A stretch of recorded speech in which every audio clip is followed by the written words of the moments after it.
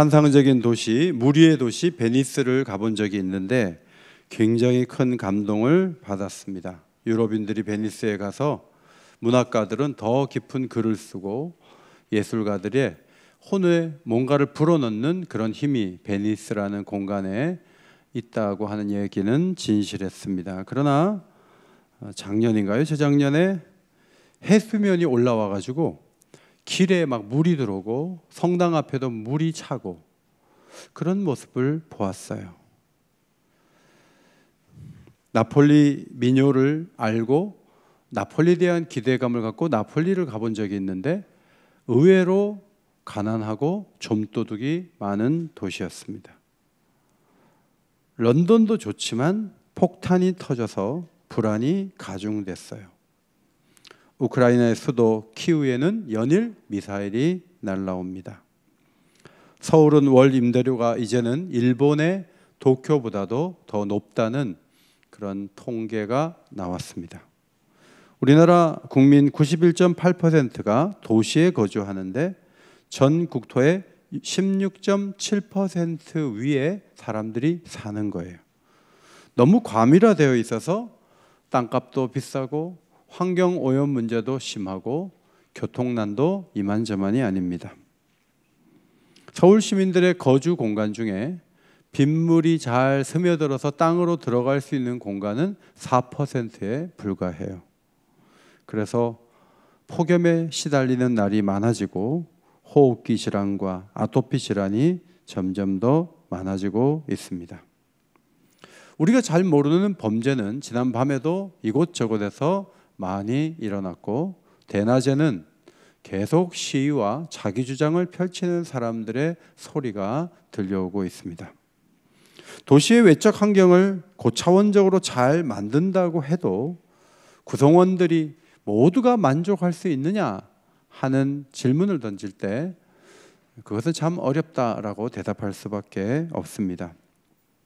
하나님께서 이사야 선지자에게 갑자기 새하늘과 새 땅, 미래의 도시에 대한 말씀을 주셨습니다. 이 말씀을 주신 이유는 현실에서 그리 좋아지지 않는다 할지라도 미래의 도시의 행복한 상태를 염원하면서 그것을 바라보며 나가고 소망 가운데 오늘을 잘 견디라는 의미가 담겨 있다고 생각합니다. 교회 또한 이러한 하나님의 미래에 대한 계획을 바라봐야 돼요. 성경을 통해서 지금은 너무너무 힘들지만 미래에는 좋은 날이 올 테니까 조금만 참으세요, 이렇게 말하는 것은 부족하고 하나님이 오늘 말씀하신 이 미래의 청사진이 이루어질 것인데 천국에서 갑자기 펼쳐지는 국면도 있지만 교회가 이러한 부분을 앞서서 맛보게 하는 거예요. 트레이더스 이런 데 가면 맛보기로 드셔보세요. 조금 이쑤시개 찍어가지고 조금 줘요. 이게 먹어보고 맛이 괜찮네 하고 이거 사야 되겠다 하는 것처럼 교회가 온전하게 되어서 이 5가지 특징을 다 완벽하게 누리는 것은 아니지만 아마도 이런 축복일 것이다 라는 것을 경험하게 되면 하나님께서 펼쳐주실 새하늘과 새 땅을 더 환하게 볼 수 있는 장점이 있다 하는 거예요. 그래서 오늘 5가지 이 축복을 잘 마음에 새겨보세요. 첫째로 마음에 주시는 복이 큽니다. 2가지를 거론하고 계신데 하나는 기억에 아무 걸림이 없는 세계라는 거예요. 오늘 17절 말씀을 한번 성경 보시고 읽도록 하겠습니다. 17절 성경 보시고 시작.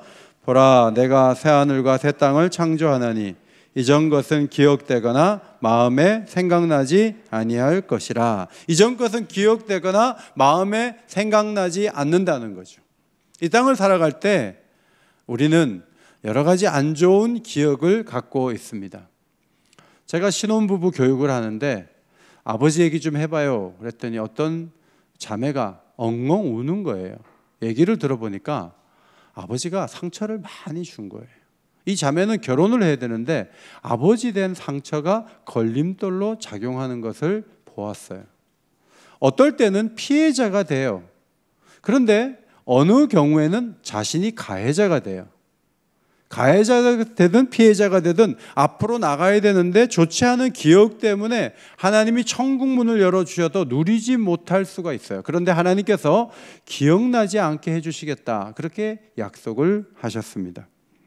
요셉의 형들이 아버지 야곱이 죽자 아버지로 인해서 이 총리 요셉이 보복하지 않았는데 이제 죽자마자 우리는 죽었다, 이런 생각을 하게 됐어요. 그래서 요셉을 찾아가서 아버지가 형들의 허물과 죄를 용서하라고 우리에게 얘기를 했다, 이런 말을 전해줘요. 거짓말 같아요. 요셉이 그 얘기를 들으니까 기가 막혀서 울었죠. 울고 한 말이 이것입니다. 두려워하지 마소서, 내가 하나님을 대신하리까. 형들이 판 것 같지만 하나님 나를 보내셨기 때문에 형들이 과거의 기억에 대해서 너무 염려하지 마세요, 이렇게 얘기를 한 것이죠. 이사야 선지자 이후에 유대인들은 포로로 잡혀가서 아픔을 겪었습니다. 예루살렘을 점령하는 군사들은 왕궁에 불을 지르고 성전을 불태우고 귀인들의 집을 불사르고 모든 사람들의 거처에 불을 놓았어요. 그리고 비천한 자만 남겨놓고 모두를 끌어갈 때 얼마나 많이 때리고 굶기고 아프게 했을까요? 어떤 경우는 아버지가 죽는 모습을 봤을 것이고 자식이 죽는 모습도 봤을 거예요. 큰 상처를 입고 많은 사람들이 포로로 끌려갔어요. 포로로 가서 자기가 원하는 일을 못하는 거예요. 시키는 일을 해야 되는데 어떤 경우에는 야, 너 뭐 했냐? 노래했습니다. 노래 한번 불러봐. 그런데 이 사람은 과거에 성전에서 하나님을 찬양하던 사람이에요. 교회에서 성가대하는 사람이에요. 그런데 사람들을 기쁘게 하려고 찬양을 그 바벨론에서 부르기가 힘들었다 하면서 그 기억을 되살려 시편 137편을 적었어요. 우리가 바벨론의 여러 강변 거기에 앉아서 시온을 기억하며 울었도다.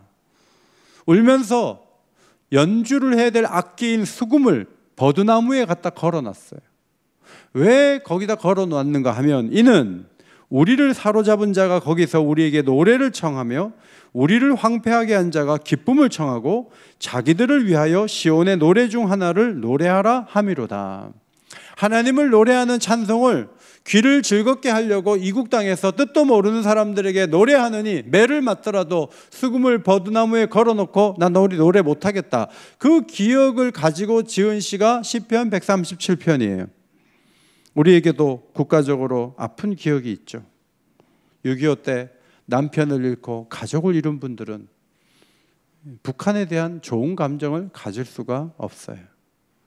너무 배가 고파서 산에 올라가서 소나무 껍질을 걷어다가 그걸로 뭔가 먹거리를 만들어야 했던 세월을 가진 자가 일본을 사랑하기는 어려운 일이죠. 그런데 그런 아프고 힘든 기억 때문에 좋은 현실이 펼쳐진다 해서 그것을 누릴 수 있느냐? 결코 그럴 수 없다는 것을 하나님은 아셨습니다. 그래서 새하늘과 새 땅을 펼쳐 놓으시고 모든 기억이 정리되고 새롭게 시작할 수 있는 은혜를 부어 주신 것이죠. 교회는 기억을 새롭게 하는 공동체예요. 교회는 하나님께 우리의 죄가 용서되었다, 용서받았다, 하나님으로부터 용서받았다는 생각을 머리에 넣어주고 마음속에 형제의 허물을 진심으로 용서해주는 그런 마음을 갖도록 도와주는 공동체가 교회의 공동체예요. 젊은 날 막 힘 있는 남편이 억압하니까 어쩔 수 없이 따랐다가 남편이 힘이 쭉 빠지니까 엘리베이터에서 막 공격하고 사람들 있는 데서 막 야단치고 과거에 받았던 상처를 내가 돌려주겠습니다. 내가 긴 세월 갚아주겠습니다. 이런 무서운 부인들이 있어요. 교회 다니는 사람들은 그러면 안 돼요. 그 기억에서 자유해야 돼요. 남편에게 긍휼을 베풀어야 돼요. 또 젊은 남편들 부인을 불쌍히 여기세요. 잘 도와주세요. 그리고 과거를 자꾸 붙잡고 와가지고 거기에 기대가지고 자꾸 보복행위를 하는 것은 그것은 하나님이 원하시는 미래의 청사진이 없는 사람들의 행동이에요. 10년 전에 그런 말 하지 마세요. 8년 전에 복도에서 그런 말 하지 마세요. 그걸 좀 지워요. 지우고 교회에 와서 새 마음과 새 생각을 가지고 앞으로 나아갈 수 있는 은혜를 누릴 수 있는 그런 복된 하나님의 사람들이 되기를 주의 이름으로 축원합니다. 두 번째 복은 즐거운 마음이죠.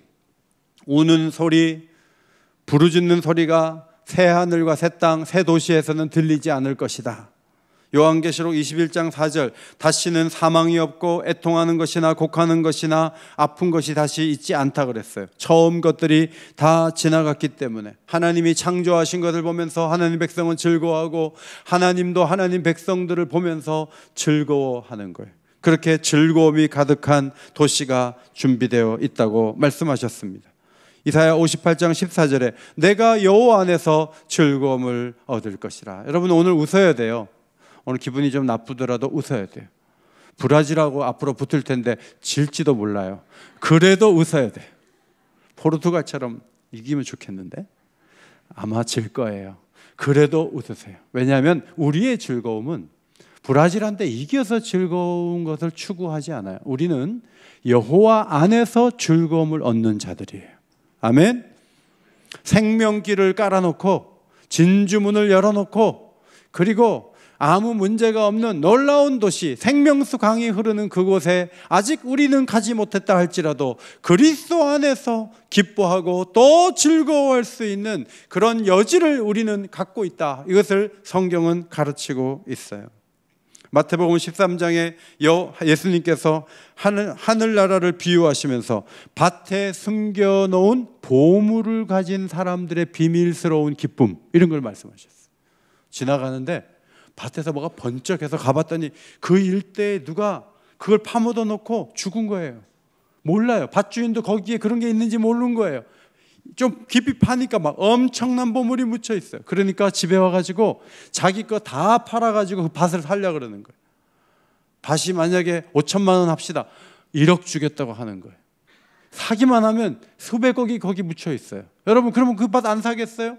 남이 모르는 기쁨을 안고 사는 사람이 성도의 기쁨이라는 것을 예수님이 비유적으로 말씀해 주신 거예요. 하나님이 우리에게 보장하신 축복은 놀라운 거예요. 우리가 직분을 받고 교회를 섬김에 있어서 어떨 때는 헌신하는 것이 무겁고 힘들고, 아니 6시에 나오는 것도 힘든데 5시 반까지 나오라 그러면 잠을 30분 덜 자야 되는데 거기를 가야 되나 이런 생각을 할 수도 있어요. 그러나 밭에 숨겨놓은 보물이 너무 크면 우리의 수고는 기분 좋게 할 수 있는 것이 되는 거예요. 여러분에게 그런 비밀이 살아 여러분을 움직이는 그런 축복의 그런 비밀이 되기를 주의 이름으로 축원합니다. 그것이 우리에게 필요해요. 그런 것을 누릴 수 있어야 돼요. 사도 바울은 영원한 세계를 바라보니까 근심하는 자 같으나 항상 기뻐하고 가난한 사람 같으나 많은 사람을 부요하게 하고 아무것도 가지지 않은 사람 같으나 모든 것을 가진 자로서 산다고 고백을 했어요. 이런 믿음은 이 땅에서는 이율배반적인 것처럼 보이지만 천국에 가면 현실이 되는 거예요. 그래서 완전한 풍성함, 결핍 없는 세계가 열려지게 될 것이죠. 두 번째, 장소의 축복이 20절에 나오죠. 이 본문 말씀 가운데 가장 해석하기 어려운 게 20절이에요. 새하늘과 새 땅을 말씀해 놓고 사람이 죽는다는 거예요. 100세가 돼서 200살까지 아니 영원히 살아야 되는데 20절은 영생을 말하지 않고 유아 사망이 없다. 소원을 다하지 않고 죽는 노인이 없다. 100세에 죽는 사람이 젊은이라고 칭할 것이고 100세가 되기 전에 죽은 사람은 저주받은 자라고 할 정도의 세계가 열려진다. 이렇게 말씀하고 있습니다.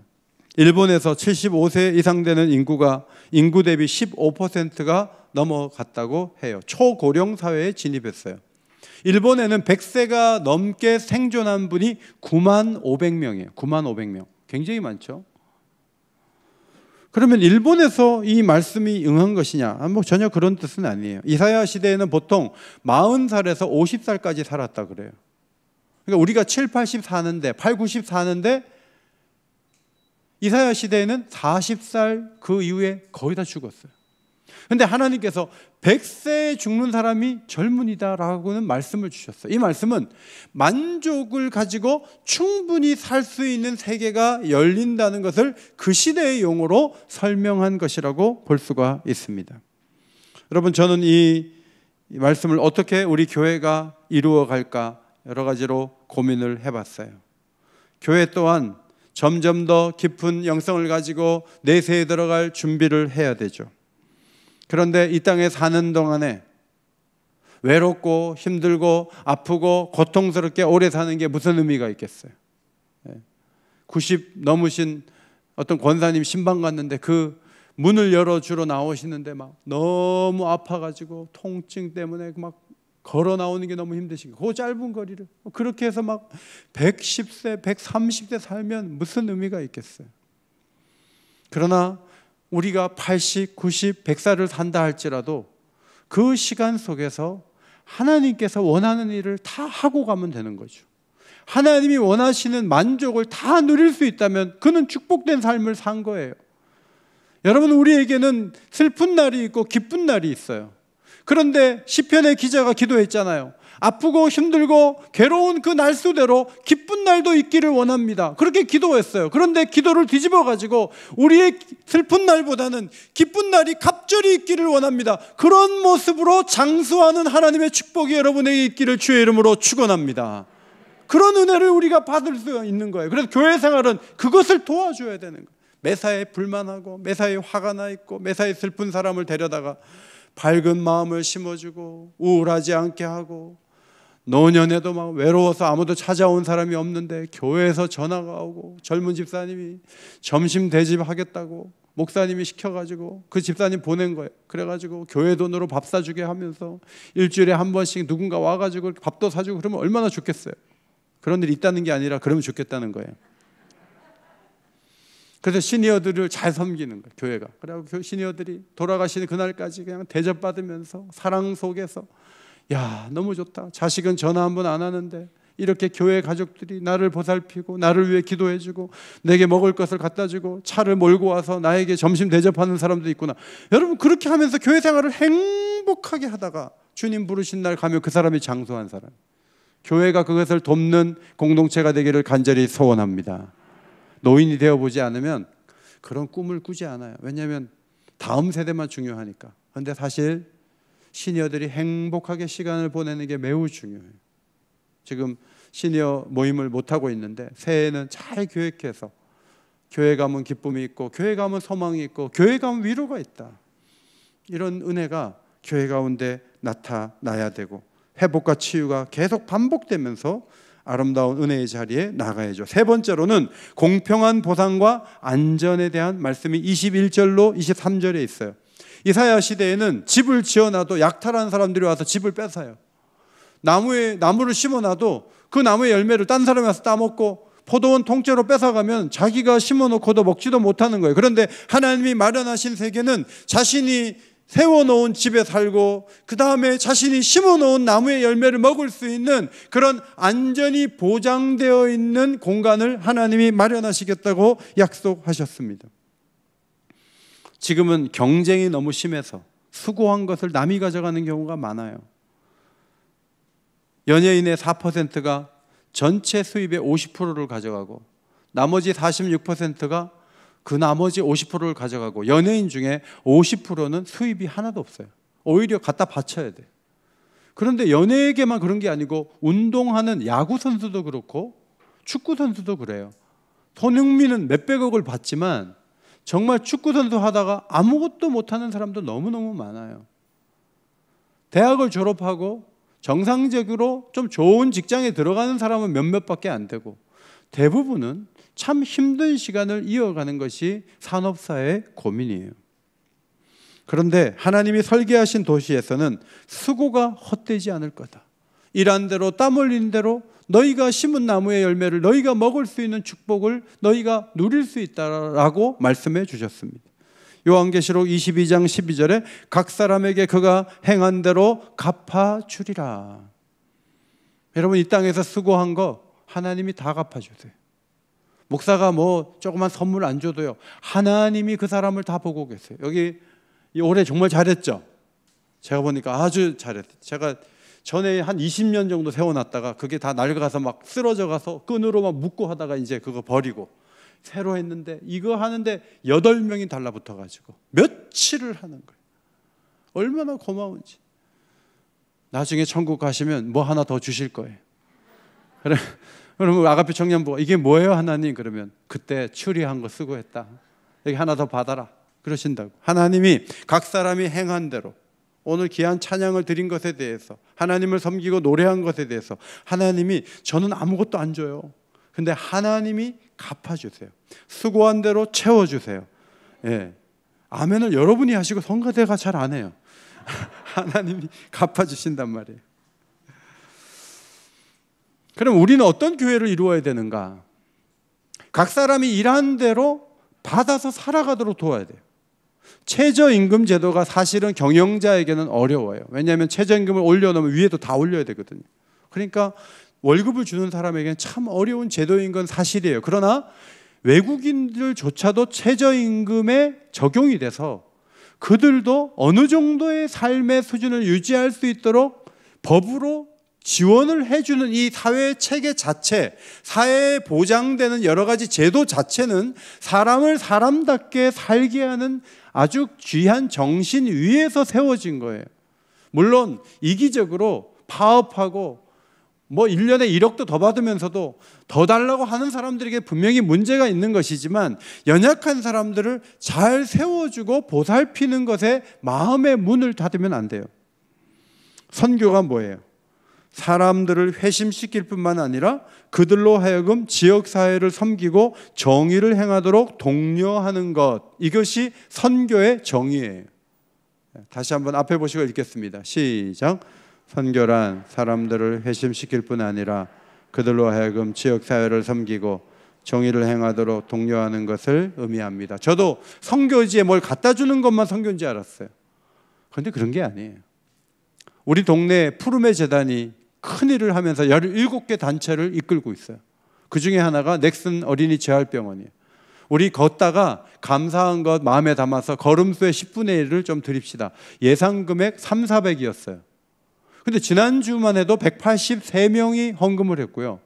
그 헌금을 해서 교회가 매칭해서 전달을 하겠다고 말씀을 드렸는데 제가 당회에도 그렇게 말씀을 드렸고 여러분에게 말씀드렸어요. 근데 여러분들이 교회도 그렇게 넉넉하지도 않은데 너무 많이 헌금해서 지금 매칭을 해야 되잖아요. 지난주까지 800만 원 이상 헌금이 들어왔어요. 오늘 드려지면 아마 2천만 원 전달을 해야 될 것 같아요. 재정부장이신 김승윤 장로님이 기분이 안 좋아요. 이거 참 어떻게 해야 되나? 이거 많이 전달해야 되는데. 근데 우리 교인들이 선교란 꼭 선교지에 뭘 전하는 것만이 아니고 빨리 재활이 되어서 평생 장애로 살 아이가 재활을 힘입어서 건강하게 살아가는데 우리 교회가 도울 수 있다는 생각을 가진 것 자체가 우리가 선교적 교회로 나가고 있는 증거가 되는 거예요. 오늘까지만 헌금하세요. 다음 주는 안 해도 돼요. 여러분, 지역사회를 잘 섬기고 연약한 사람한테 잘해주고 그리고 식당 가고 일하는 분들에게 10,000원이라도 미리 잘 준비해서 가지고 가서 전달해주고 그래서 사랑스러운 사회를 만드는데 성도들이 기여하는 게 바로 선교적 사명을 잘 이루어가는 것이다. 그렇게 볼 수 있어요. 네 번째는 소통이에요. 하나님과 긴밀한 교제가 있다는 거예요. 자, 24절 말씀을 앞에 보시고 한번 읽도록 하겠습니다. 24절 시작. 그들이 부르기 전에 내가 응답하겠고 그들이 말을 마치기 전에 내가 들을 것이며. 아니 이 땅에서는 그렇게 기도해도 들어주시지도 않아 놓고 나중에 새로운 공간이 되면 부르지도 전에 대답하시고 말을 마치기도 전에 다 듣고 도와주신다는 거예요. 기가 막혀요. 기도응답이 눈 깜짝할 새 된다는 거죠. 우리는 1시간, 3시간 기도해도 안 들어주시는 때가 많은데 이사야 시대에도 오직 시온이 이르기를 여호와께서 나를 버리시며 주께서 나를 잊으셨다고 탄식하는 경우가 많았고 수많은 시편 기자들이 하나님의 얼굴을 가리우신다고 너무 힘든 가운데 시를 써놓은 것이 한두 편이 아니에요. 그러나 미래 도시에서는 하나님께서 자기 백성이 부르기도 전에 응답하시고 말이 맞춰지기도 전에 벌써 들어주시는 역사가 있을 것이라고 약속해 주셨어요. 이 약속은 무엇을 의미합니까? 하나님과 우리 사이에 아무런 거리낌이 없는 거예요. 마음껏 도와줄 수 있는 거예요. 이 땅에서는 왜 자꾸 시간이 늦어져요? 중간에 뭐가 문제가 자꾸 많아요. 죄도 있고, 고백하지 않는 죄가 있고, 허물이 있고, 욕심이 있고, 또 미숙함이 있어서 하나님이 도와주면 오히려 더 안 좋은 결과를 초래할까 봐 하나님께서 얼굴을 가리우시고 듣지 않으시는 경우가 많아요. 그러나 저 미래 세계에서는 우리가 생각만 해도 벌써 도와주시는 거예요. 얼마나 놀라운 세계가 열릴까요?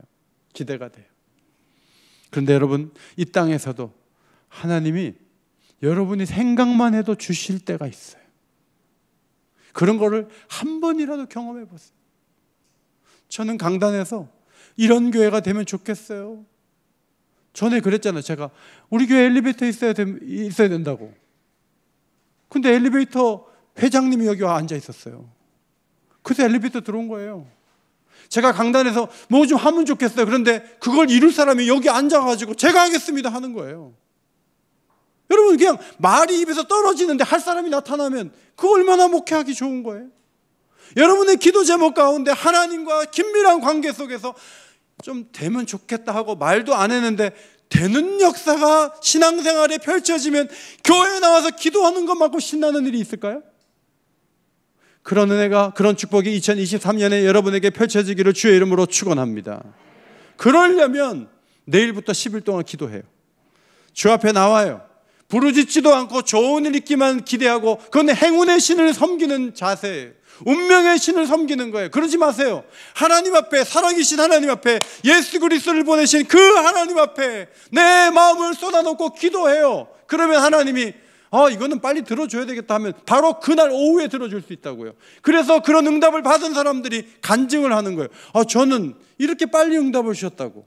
그럼 기도하는 의욕이 올라가는 거예요. 아무리 기도해도 들어주지도 않더라, 이러지 마세요. 하나님은 지금도 생각만 해도 주시는 경우가 있어요. 그런 긴밀한 축복을 받아 누리시기를 주의 이름으로 축원합니다. 5번째 축복은 평화예요. 미래 도시에서는 이리와 어린 양이 함께 먹는데요, 사자가 초식 동물이 되어서 다른 짐승을 잡아먹지 않아요. 뱀도 흙을 먹어요. 그래서 해하는 것이 없어요. 상하는 것이 없어요. 그것이 미래 도시의 특징이라는 거예요. 지금은 얼마나 평화가 그립습니까? 우리는 남북이 대치하고 있어요. 우크라이나는 지금 이 겨울에 전열기구도 전구도 켜지 못하고 밤을 지새우고 추위에 떨고 애들을 그 기저귀를 해야 되는데 기저귀가 없어가지고 비닐을 애들 쳐놓고 그렇게 애들을 키우고 얼마나 고통스러운지 몰라요. 무서운 것은 중국이 대만을 쳐들어가는 거예요. 그런 상황에서 북한이 또 밀고 내려오려고 하는 거예요. 미국도 북한이 핵무기로 무장해서 본토까지 타격할 수 있는 실력이 있다는 것을 알고 있기 때문에 미국도 불안한 거예요. 마음 편할 날이 하루도 없어요. 그럼 우리 사회 안에는 평화가 흐르느냐? 정치인들이 싸우는 걸 보세요. 권력을 잡는다는 것은 상대를 감옥에 넣을 수 있는 권한을 갖는다는 것을 의미합니다. 우리 사회는 언제부턴가 그렇게 돼버렸어요. 무서워요. 권력을 놓치면 그 다음에 옥에 가야 돼요. 그러면 정치인들만 그런가? 아니요. 사회 여러 곳에서 대립하고 미워하고 시위에 시위를 이어가고, 잘못하면 주유소 가서 기름도 못 넣게 생겼어요. 얼마나 자기 주장을 하기 위해서 소리를 높이고 고통스러운 현실을 만들어냈는지 몰라요. 마음 편할 날이 없어요. 그러면 우리는 어떻게 살아야 돼요? 천국 가면 평화가 있으니까 이 땅에서 참고 사세요. 그것만 말하면 안 돼. 우리가 할 일이 뭐예요? 화목해 하는 직분을 감당해야 돼. 따라합시다. 화목해 하는 직분. 어디 가나 화평을 이루는 사람들이 되어야 돼요. 창세기를 보면 이삭이 블레셋 사람들이 와서 막 우물물을 막으면서 쫓아냈어요. 그래서 거기서 쫓겨나가지고 가다 보니까 아버지 아브라함이 판 우물이 있는 거예요. 거기서 정착을 하려고 했더니 또 찾아와가지고 괴롭히는 거예요. 그래서 그 우물의 이름을 에색이라고 짓고 다른 데로 갔어요. 거기서 우물을 팠는데 거기서 또 그들이 와가지고 그 우물 자기 거라는 거예요. 그래서 그 우물도 신나라고 짓고 또 다른 데로 갔어요. 그런데 우물을 팠더니 르호봇이라는 샘을 얻게 됐는데 이 뜻은 장소가 넓다는 의미가 되는데 이제는 더 이상 거기까지 와갖고 우리 거라고 하지 않는 거예요. 그래서 이삭이 마음 편하게 우물을 가지고 양을 목축하면서 살 수 있었다 하는 거죠. 여러분, 이 땅에서 공격하는 사람들이 많을 수 있어요. 그런데 2023년도에 여러분에게 르호보스로 여러분의 발걸음을 옮겨주시고 여러분이 파는 곳에 샘이 있고 우물이 터지는 역사가 있게 되시기를 주의 이름으로 축원합니다. 하나님이 이런 평화를 주시고 이런 놀라운 은총을 부어주시는 거죠. 베드로 사도는 악에서 떠나 선을 행하고 화평을 구하며 그것을 따르라, 그렇게 얘기했어요. 여러분, 선을 행하는 건 좋아요. 그런데 또 하나, 화평을 구해야 돼요. 내가 옳기 때문에 화평이 깨져도 관계없다. 선을 이루기 위해서는 화평을 깨도 된다, 이런 생각을 하지 말아야 돼요. 선을 행하며 동시에 화평을 가지고 사람들하고 화목하게 사는 힘을 가지고 있어야 돼요. 너무 정의감에 불타고 너무 선한 것이 귀하다고 하면서 화평을 함부로 짓밟으면 그러면 모든 좋은 것들이 다 떠나게 되는 거예요. 좋은 가문과 가정을 보면 화평을 지키려고 애를 써요. 좋은 교회도 마찬가지예요. 팀 켈러 목사님은 교회와 문화 사이에 그 관계에 4개의 계절이 있다. 첫 번째, 겨울이에요. 문화와 대립하는 교회는 열매가 없는 거예요. 그냥 세상이라고 그러고 교회 세상에 관심 안 기울여요. 뭐 종로 경찰서? 우리하고 무슨 관계야? 주민자치센터? 우리하고 무슨 관계야? 우리는 교회만 사랑해. 이런 교회는 겨울이에요. 열매가 없어요. 봄에 해당되는 교회도 있어요. 공경에 처해 있고 문화로부터 핍박을 받지만 내적인 힘을 가지고 성장하는 교회예요. 여름인 교회는 뭐예요? 문화와 동맹한 교회가 되어서 문화 생산 중심부에 그리스도인들이 있는 거예요. 그리스도인들이 건강한 문화를 만들어내고 거기서 무슨 역할을 하는 거예요. 교회에서만 직분을 받는 것이 아니라 사회에서 여러분이 문화 생산 중심부에 서는 게 중요한데 화평하는 태도가 없으면 이걸 못하는 거예요. 마지막, 가을이에요. 후기 기독교 문화에서 점차 영향력 있는 교회로 매력적으로 전도하는 새로운 방법을 모색하는 것이죠. 지금은 하나님이 없다고도 하고요, 무슨 종교를 믿어도 다 구원받는다, 이런 생각이 예전보다 훨씬 강한 사회를 살아가고 있고, 지금은 종교 인구가 절대적으로 떨어지는 사회예요. 하나님 없다는 생각이 점점 더 많은 사회예요. 이런 사회이니까 이런 사회와 대립만 하고 전혀 새로운 방식으로 복음을 전하지 못하면 그러면 겨울이에요. 하나님이 기뻐하신 것은 가을로 올라서라는 거죠. 사진을 한 장 준비했어요. 빈살만 왕세자가 신비의 도시 네옴시티를 건설하겠다, 그런 계획에 대해서 여러분 들어보셨죠? 친환경 도시인데 길이가 170km예요. 서울에서 대전까지 140km예요. 30km 더 가요. 높이를 500m로, 그 다음에 너비를 200m로 해갖고 유리로 감싸는 도시를 만들겠다는 거예요. 그게 가능해? 다 코웃음을 쳐요. 그런데 돈이 많고 뭐 아이디어가 있나 봐요. 세계의 어떤 그 형태로 이런 도시를 만들어서 석유로 의존하지 않아도 사우디아라비아가 살 수 있는 뭔가를 한번 해보겠다는 거예요. 그런데 이 프로젝트의 치명적 약점이 뭔지 아세요? 이것이 친환경이고 자급자족하고 다 좋아요. 유리로 감싸서 공기도 좋고 다 좋다고요. 그런데 그것이 건축된다 할지라도 이 도시의 치명적인 약점은 물질적이라는 거예요.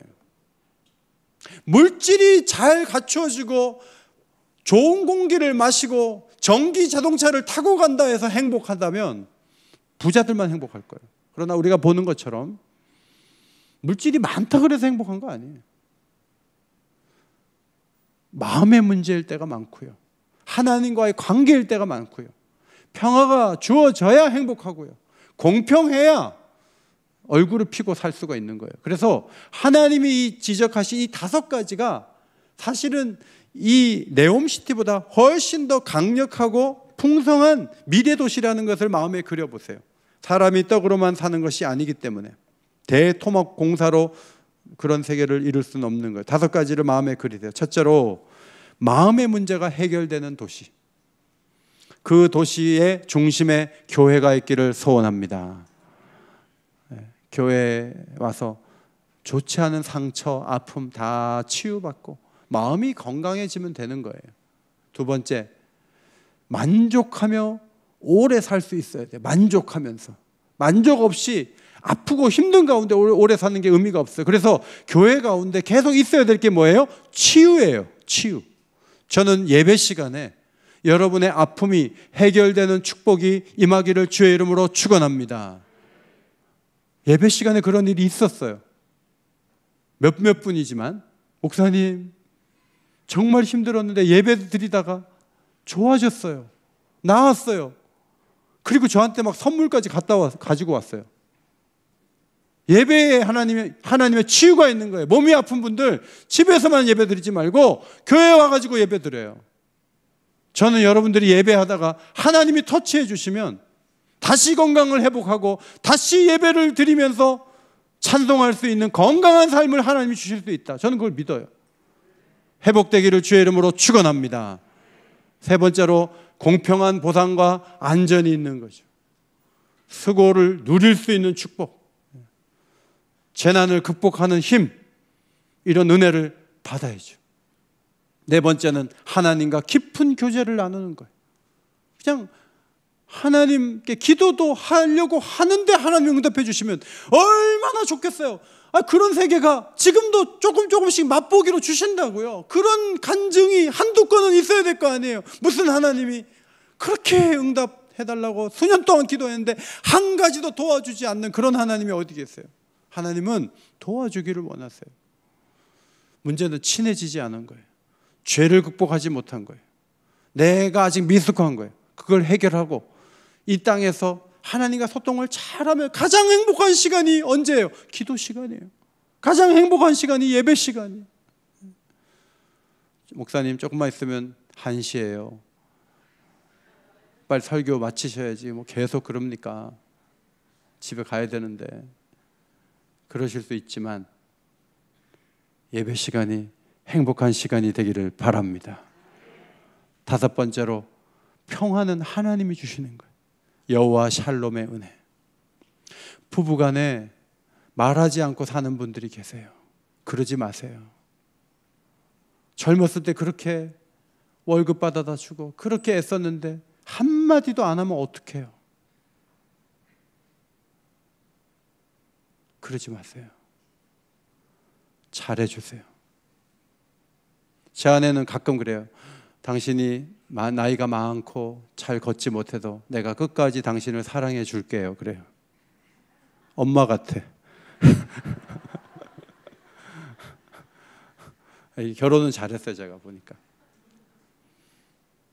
가정의 평화가 임하지 않으면 지옥이에요. 세상이 지옥이에요. 저는 여러분의 가정이 평화로운 가정이 되고, 우리 교회도 그래요. 제가 와서 한 10년 동안 밖에서 회의하고 들어온 재직들이 있었어요. 의장! 하면서 손 들고 들어왔어요. 그렇게 하면 교회가 복잡해지는 거예요. 바른 말 해가지고 교회가 온전히 돼요? 하나님의 은혜를 주셔가지고 교회가 올바르게 가는 거지. 주님의 사랑으로 살아야 되고 은혜로 살아야 되고 세상 공동체하고는 다른 모습으로 가야 되는 거예요. 무슨 주식회사 연말 총회하는 게 아니에요. 하나님이 일하시는 것을 바라보고 하나님의 은혜 가운데 젖어들어야 돼. 그것이 우리가 걸어가야 될 길이에요. 여러분의 가는 곳에 평화가 있기를 간절히 축원합니다. 자, 이 모든 것은 새하늘과 새 땅의 이야기 같은데 한편으로는 혼동되는 것은 이 땅에서도 경험될 수 있는 축복이라는 거예요. 요한계시록 21장, 22장은 지나치게 저 하늘 천국에 대한 기록이라고 보여져요. 그런데 이 말씀은 아니 이 땅에서 되겠다는 거야. 천국 얘기야. 도대체 뭐야 하는데 저는 이 말씀을 보면서 교회를 통해서 이것을 이루어가라는 메시지구나 라는 것을 발견했어요. 교회 생활 잘하세요. 그리고 천국 같은 삶을 살아가세요. 그러는 종이 우리 모두에게 임하기를 예수의 이름으로 축원합니다. 하나님 아버지, 힘겹게 살다가 예배 시간에 말씀을 들었습니다. 미래의 놀라운 계획을 교회를 통해서 한 부분 이루어주고 계십니다. 마음의 복을 주옵소서. 하나님의 지원을 받아 수고한 것을 먹으며 보람있고 평화롭게 살아갈 수 있도록 우리 모두를 붙잡아 주옵소서. 예수님 귀하신 이름으로 기도하옵나이다. 아멘.